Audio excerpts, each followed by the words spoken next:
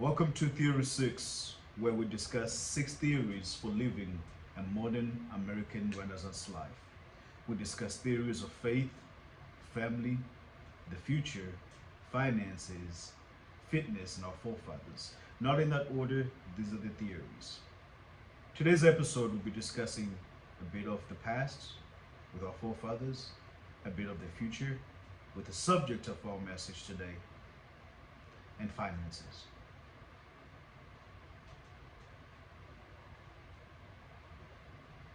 Today's subject, we've entered the era of civilizational states.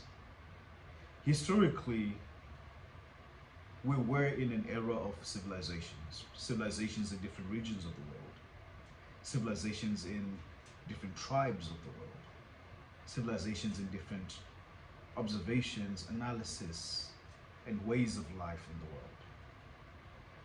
A short trip in history, let's say we're recording this in East Texas, a short trip in history will have you understanding about the Native Americans that inhabited the land in which we now live.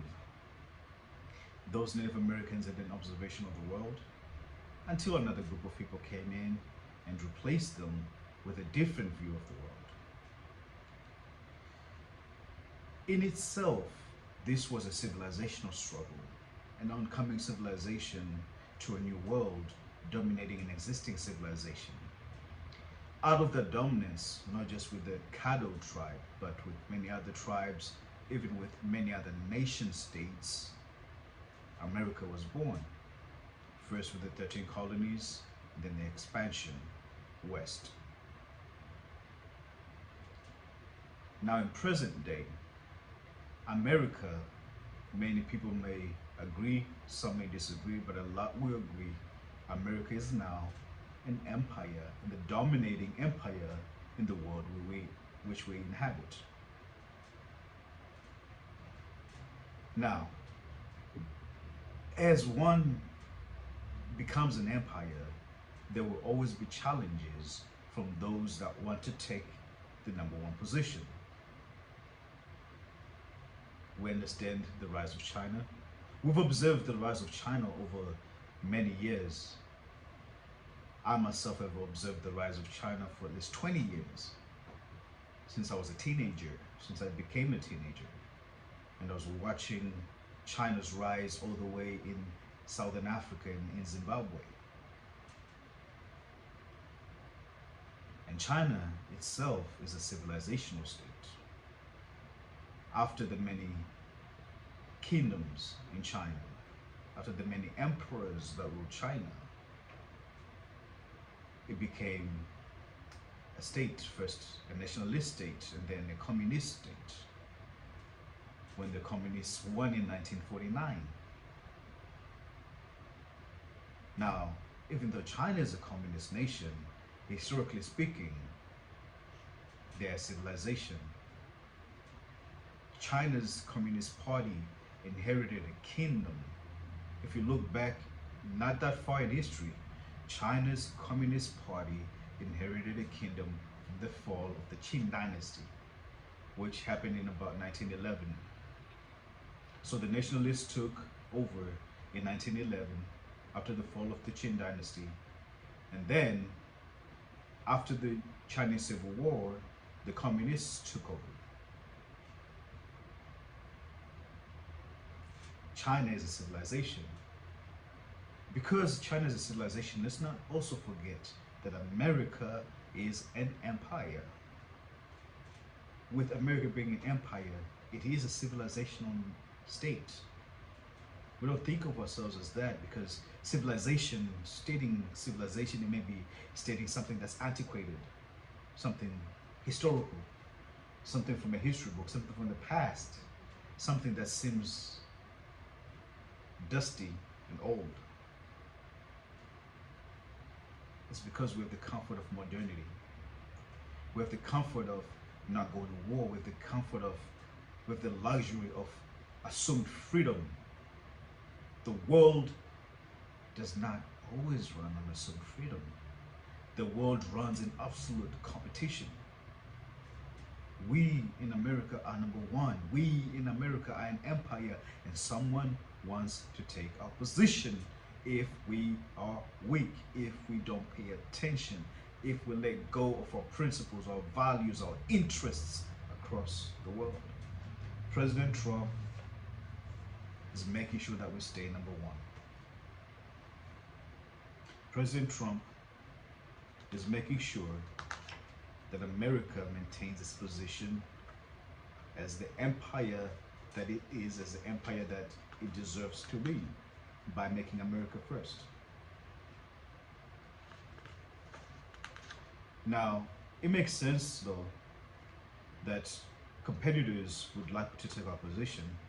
That's a natural law. That's a natural order of life. That's natural competition. See, because we're free, we forget that competition exists in absolute. There's never not any competition. Those that lead, those that rule, those that dominate. Now let's talk about it in different ways, in different sectors. If you run a business, you want your business to be number one. I run a business, and each and every day I wake up, each and every day I go to bed, I'm thinking about how can I be the best? How can we be the best? How can we outcompete our competitors? How can we over-deliver to our customers? That's competition. Now, China right now, this is May 23rd, 2025. As of today, my observations of China states that China is in a retreated position. They have retreated, but they have not weakened. The trade war has retreated them. Now, what I like about what's going on in China that's favorable to America, and I'm excited to speak fast. What I like now about what's going on in China that is favorable to America is China has entered into a dictatorship-laden nation. Dictators always fail. I hope America doesn't become a dictatorship. Dictators always fail. They start out very, very good. They start out very, very loved by the people. They start out with a mission, vision, purpose. They end as paranoid autocrats. Dictatorships always will fail. And China's leadership has entered into an era of dictatorship under President Xi Jinping. I followed his career when he was elected back in 2012. I thought he would be gone by 2024, at least by 2022. However, the way that he was able to maneuver, the way that he was able to put out the anti-corruption campaign, the way that he was able to, for example, actually jail Bourgeois, one of his competitors, and the way that people died under interesting circumstances, I realized that this guy will be a very much a dictator. One of the guys in China that I liked, he's a communist. I liked him because of his leadership style. You can like leaders of all types. I like President Trump. There's a lot of people that don't like him. I like President Mugabe from Zimbabwe. There's a lot of people that don't like him. These people are diametrically opposed. However, there's certain values about their leadership skills that I value. In China, there was a guy named Li Keqiang, worked with Xi Jinping, died very young in his 60s from a heart attack. From the current leaders in China right now, he's dead now. He was probably one of Xi Jinping's greatest competitors, but he's gone now. So we'll go back to saying that China is in a dictatorship-led communist party state. This is what has put them in a wicked position.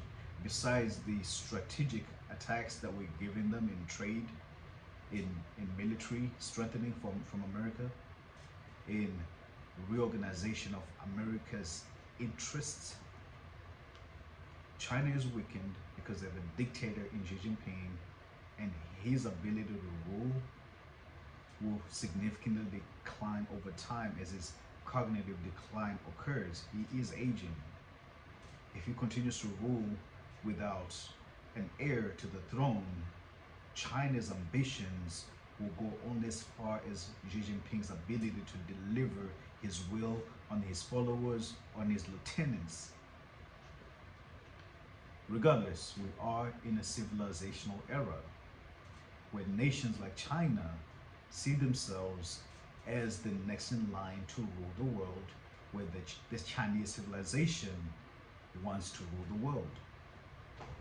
Russia also plays a part. Let's not forget that Russia was the key nation in the Soviet Union.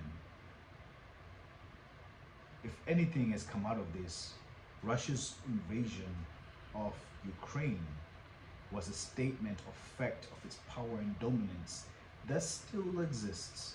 Let us not write them off yet. It still exists. And they see themselves as a powerful nation. However, like China, they have Vladimir Putin, who I think is a decent leader, is a decent guy. However, he's a dictator. And as a dictator, his ability to rule can only go as far as his ability to enforce his leadership, to enforce his commands. And that also has its limitations. So it takes us back to America with our ability to change leadership. It's our greatest weakness, however, it's our greatest strength.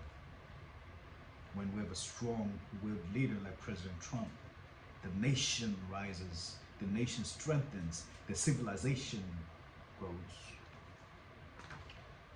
But Professor, you're from Africa. Why do you like America?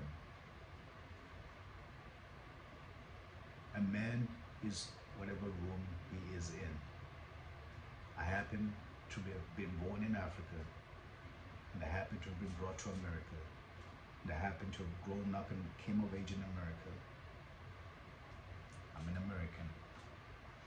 Just as the Europeans left Europe, came to America, and took over America, and made America a nation which we all now enjoy. I enjoy that legacy. Remember, TheorySix forefathers. I enjoy that legacy that our forefathers who came from Europe and built this nation, made this nation great. I enjoy their legacy. I also enjoy my African legacy.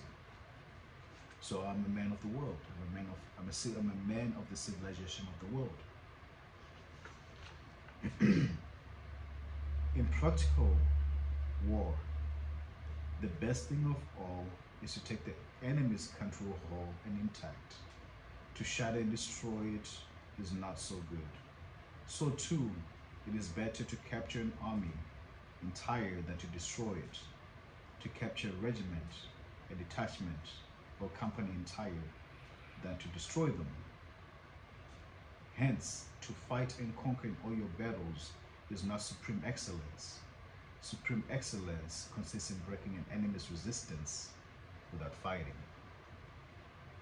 In the civilizational war which we now enter, in the civilizational era which we now enter, it is very important that America's strategy is to maintain its soft power.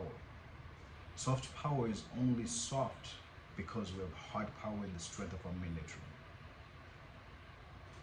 The leaders of America, the leaders that lead our nation, just as I lead my small business, must see themselves, must see our nation as the #1 nation on earth, as the nation that will continue to be the best nation on earth, as the civilization that will lead the world to a new golden era. As we do so, we must remain strong in our military and just as strong in our soft power, in our ability to coerce all other nations in the beautiful vision of making themselves great, just as we make America great again. We have entered the civilizational era in which the American civilization will lead the world for the next 100 years.